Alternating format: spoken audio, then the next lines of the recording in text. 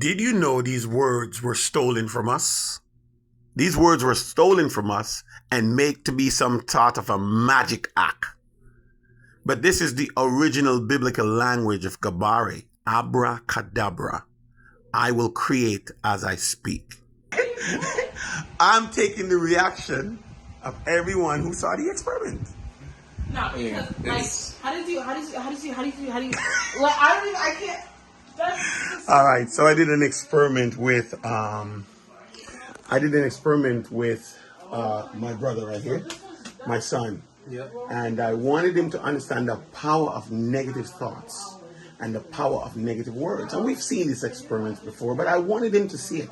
I want him to get a place where he can understand that negative thoughts, negative words create your environment.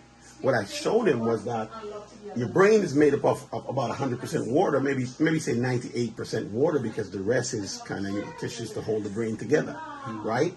But your body and your cells and your blood is 92% water.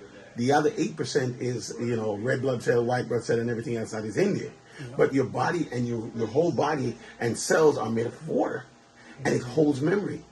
And so we did this experiment, and I wanted him to see it. So we spoke of this intentively, and I wanted him to see the effects of his words and what it will do and the environment that it will create for him in his mind. And so we put the tape on the bottle of water that we spoke to negatively. And of course, no tape on the one that we spoke positively, so as for us to know which is which. And, we put it in the fridge, and a couple hours later, we went back to take a look at it. And as you can see from the bottle with the tape that was spoken, all negative words broke, shattered. And this is what happens in your brains. This is what happened, ladies and gentlemen. This is what happened in your environment. This is what happened when all the cells in your body collect your negative thoughts, when they collect your negative attitudes and actions. This is what your life will look like. Even if from the outside it looked like you have everything going on, this is what's going to happen to you, and this is what is happening to you on the inside. And what happens on the inside is your reality. It creates the world around you, the relationships. It destroys you. And so I'm all about positivity. But the positivity is not just words. I love myself. I am important. And all these different I am that you will say. It's more. It comes from your deity.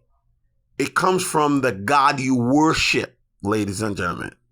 See, we worship Ya'oh. And so instead of saying, I am important, I said, Ya'oh makes me important.